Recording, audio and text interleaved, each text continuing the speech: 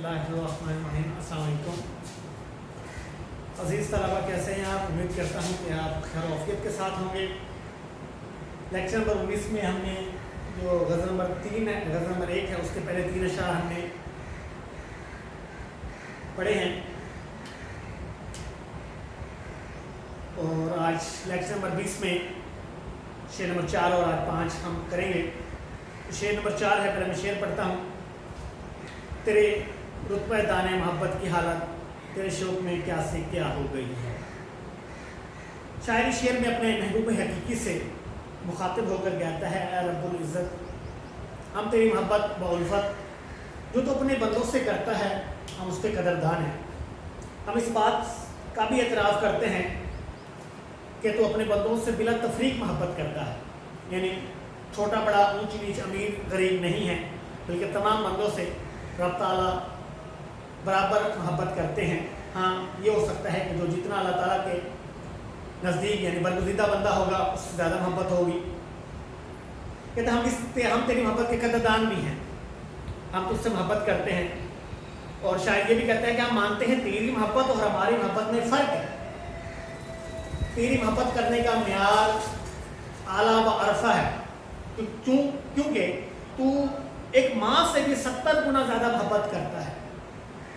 लेकिन जब से हमने तेरे से मोहब्बत, तेरे से प्यार और तेरे इश्क में हम मुब्तला हुए हैं, हमारा मकाम, हमारा मर्तबा, हमारी कदर व मंज़लत पहले से बढ़ गई है।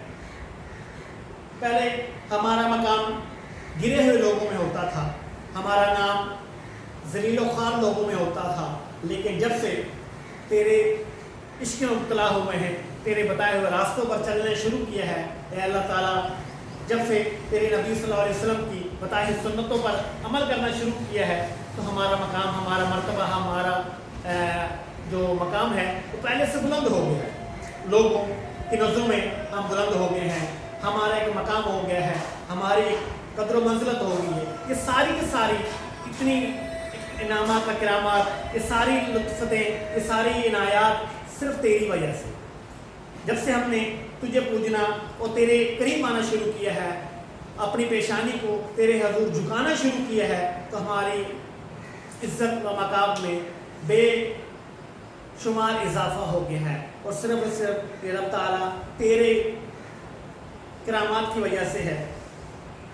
जब से हमने इस दुनिया की रंगीनियों को बेमकसद और किसी खातिर में नहीं लाया, जब से हमने दुनिया को पसे पुश्त रखा और अपने सामने आखिरत की ज़िंदगी को रखा, क्योंकि दुनिया की ज़िंदगी तो सिर्फ एक दिखावे की है, एक धोखे की ज़िंदगी है, एक बुलबुले की तरह ये ज़िंदगी है। जैसे पानी का बुलबुला लम्हे के अंदर ही ख़त्म हो जाता है, इसी तरह इस ज़िंदगी की भी कोई बुकत नहीं है। और जो शख्स इस दुनिया की रंगीनियों में खोकर रब ताला और उसके रसूल सल्लल्लाहु अलैहि वसल्लम की सुन्नतों की इत्तबा से पीछे हट जाते हैं, उनके लिए दुनिया और आखिरत दोनों तबाही का बाइस बनते हैं और उनका मकाम दिन ब दिन गिरता चला जाता है। लेकिन अल्लाह ताला, जैसे ही हमने तुझे और तेरे नबी सल्लल्लाहु अलैहि वसल्लम की बताई हुई बातों पर हमने चलना शुरू किया, वैसे वैसे हमारा मकाम, हमारा मर्तबा, हमारी इज़्ज़त बढ़ती ही चली गई और आज हमारा मकाम पहले से कई गुना ज़्यादा हो गया। शेर नंबर 5, पहुँच जाएंगे इंतहा को भी हसरत जैसे राह की इब्तदा हो गई है। जब इस राह की इब्तदा हो गई है, शायर का ये मक्ता है। अपने इस मकतबे में इंसान की ज़िंदगी के बारे में शायर बयान कहते हैं कि इंसान जब इस दुनिया में आता है, आते ही उसकी मौत का सफ़र शुरू हो जाता है। वो जैसे इस दुनिया पे कदम रखता है, हर आने वाला लम्हा, हर गुजरने वाला दिन, हर गुजरने वाला महीना, हर गुजरने वाला साल वो मौत के करीब होता चला जाता है। उसकी मौत का सफ़र शुरू हो जाता है। जैसे जैसे वो ज़िंदगी के दिन गुजारता जाता है, वैसे वैसे उसकी मौत करीब आती जाती है। लेकिन क्या यहाँ बयान करता है कि जब इंसान सोचता है कि वो किस मकसद के लिए पैदा गया है, जब वो अपने मकसद तखलीक को देखता है और रब ताला के बताए हुए तरीक़ों पर अमल करता है, तो उसकी ज़िंदगी बेमकसद नहीं बल्कि बामकसद बन जाती है।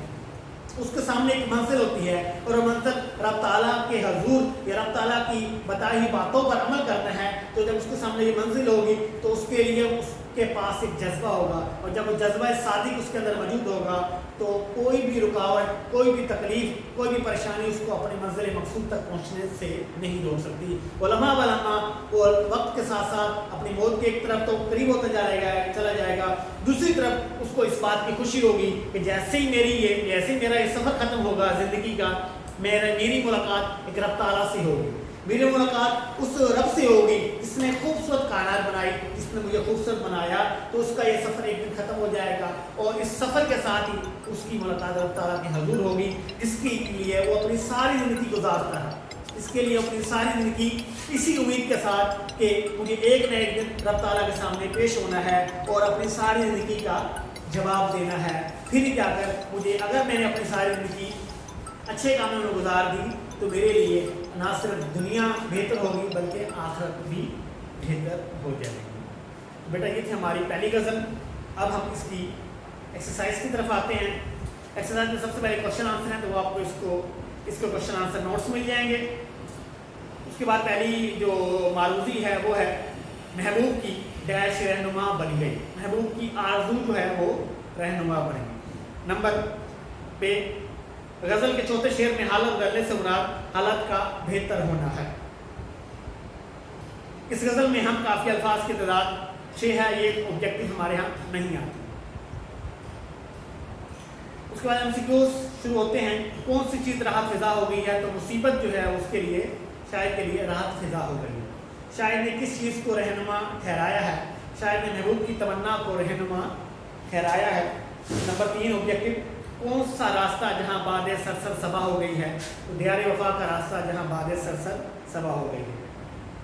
उसके बाद इंतहा तक पहुँचने की शर्त क्या है, इंतहा तक पहुँचने की शर्त है इब्तिदा करना। आगे शेर के गज़ल के तीसरे शेर और मक्ते की तशरीह करें वो मैंने करा दी है। नेक्स्ट क्वेश्चन जो है उसके बाद लिफाफ मायने वो भी हमने करा लिए हैं। क्वेश्चन नंबर 8 जो है, इस गज़ल का मतला और मक्ता काफियों पे लिखो, खत लिखें, ये भी हो गया।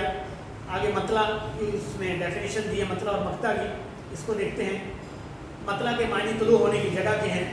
इस्लाम में किसी गज़ल या कसीदे के पहले शेर को मतला कहते हैं, बशर्त के शर्त भी है इसके दोनों मिसरे हम काफिया और हम रदीफ हों। उसने यहाँ पे एक मतला दिया है, बगीचा या अतफाल है दुनिया मेरे आगे, होता है शब और रोज़ तमाशा मेरे आगे। तो मेरे आगे ये तो हो गया रदीफ, और दुनिया और तमाशा ये हो गया काफिया। तो जब काफिया और रदीफ दोनों मिसरों में आएंगे तो फिर वो शेर मतला कहलाएगा। मक्ता क्या है, गज़ल के आखिरी शेर में जिसमें शायर अपना तखल्लुस इस्तेमाल करता है उसको मक्ता कहते हैं। अगर तखल्लुस मौजूद ना हो तो वो शेर मक्ता नहीं बल्कि आखिरी शेर कहलाएगा। नासिर काज़मी का शेर है, वक्त अच्छा भी आएगा नासिर, वक्त अच्छा भी आएगा नासिर, गम न कर ज़िंदगी पड़ी है अभी। तो ये था हमारी गज़ल नंबर 1। अब हम तफ़हीम 12 शुरू करते हैं। तो बेटा सबसे पहले आप फ़ाइदे निशात की बुक ओपन कर लें।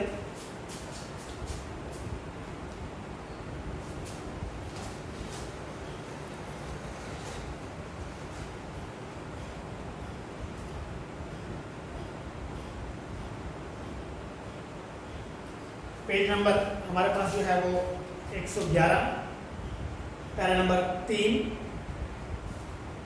मिर्ज़ा गालिब क्या लिखते हैं, गालिब ने अलकाब व आदाब मिजाज कुर्सी यानी खैरियत निगारी का कदीम दस्तूर, पुराना तरीका जिससे सर मुतजाविज़ करना यानी कि आगे बढ़ना रवा ना रखा जाता था, यानी कि जायज़ ना था, लेकिन बिल्कुल तर्क कर दिया। मिर्ज़ा गालिब जो है मैं आपको बताता चलूँ, मिर्ज़ा गालिब जिस तरह हम लोग ख़त लिखते हैं, ख़त लिखने का एक तरीका, एक मेथड है। मिर्ज़ा गालिब इस मेथड को, इस तरीके को फॉलो कम नहीं करते थे।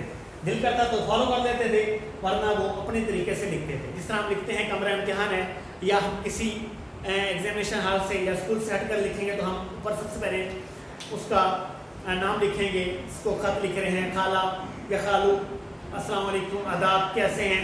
तो इस तरह हम ख़त लिखते हैं। लेकिन मिर्ज़ा गालिब इससे हट कर ही ख़त लिखते थे। उनका एक अपना तरीका था। क्या तरीका था वो हम पढ़ते हैं।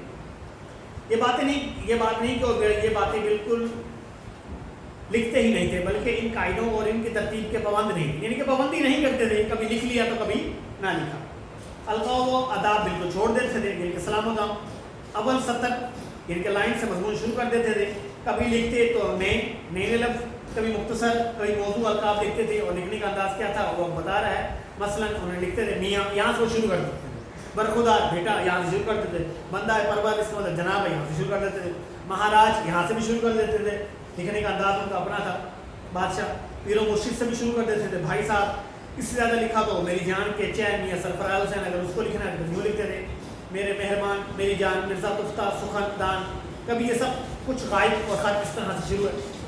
اب مرزا صاحب لکھ رہے ہیں, صاحب تم کیا چاہتے ہو, یہ مرزا صاحب کے لکھنے کا انداز ہوتا تھا. یا پھر لکھتے تھے ماں ڈالا تیری جواب طلبی نے, یوں بھی لکھ لیتے تھے.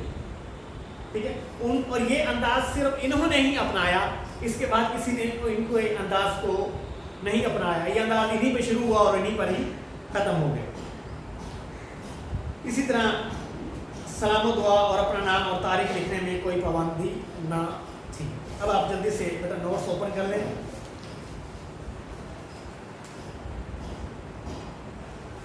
پیج نمبر جو ہے وہ 95.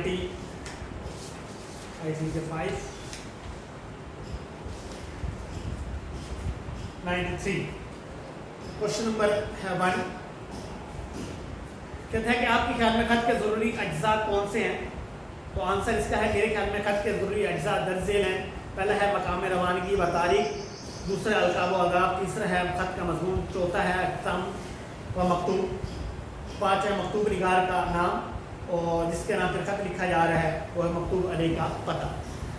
خط نمبر 2. آپ نے مرزا غالب کے خطوط پڑھے ہیں, ان کی زبان کیسی ہے؟ تو غالب کے خطوط کی زبان وغیرہ رسمی تھی. انہوں نے اپنے خطوط میں مراسلہ یعنی خط نگاری کے بجائے مکالمہ نگاری کو زیادہ فروغ دیا. مکالمہ لکھنے میں یعنی کہ ان کے خط ہیں وہ خط کم ہوتے تھے بلکہ مکالمے زیادہ لگتے تھے. اس کے بعد ہے حامد حسین قادری نے مرزا غالب کی مکتوب نگاری کی جو خصوصیات بتائی ہیں ان کا خلاصہ لکھیں. تو حامد حسین قادری نے مرزا غالب کی مکتوب نگاری کی جو خصوصیات بتائی ہیں وہ درج ذیل ہے. وہ خط لکھتے وقت تحریری انداز ایسا اپناتے کہ گویا دو افراد روبرو بیٹھے محو گفتگو ہوں. انہوں نے انشاء پردازی کے بجائے سلاست و روانی کو خطوط میں جگہ دی, یعنی مضمون کی بجائے انہوں نے باہری الفاظ کو خطوط میں جگہ دی. خط کے اندر مکالماتی انداز کو داخل کر کے خطوط خوبصورت انداز عطا کیا. خطوط کے اندر روزمرہ اور محاوراتی انداز کو شامل کر کے خوبصورتی عطا کی. قدیم دستور مکتوب نگاری کیا تھی؟ قدیم دستور مکتوب نگاری میں القاب و آداب, مزاج پرسی و خیریت نگاری کا خاص خیال رکھا جاتا تھا اور اس سے تجاوز نہیں کیا جاتا تھا. خط کیوں لکھا جاتا ہے؟ کوشچن 5 ہے. تو آنسر ہے کہ ایک دوسرے کے حالات سے آگاہی کے لیے خط لکھا جاتا ہے, اس لیے اسے آدھی ملاقات بھی کہا جاتا ہے. کوشچن نمبر 6 آخری. اس پیراگراف کا مناسب عنوان تحریر کریں. تو مناسب عنوان ہے مکتوب غالب. تو یہ تھا بیٹا ہمارا آج کا لیکچر. ڈائری میں آپ کو بیٹا لکھ دیتا ہوں. ڈائری آپ نے غزل نمبر 1,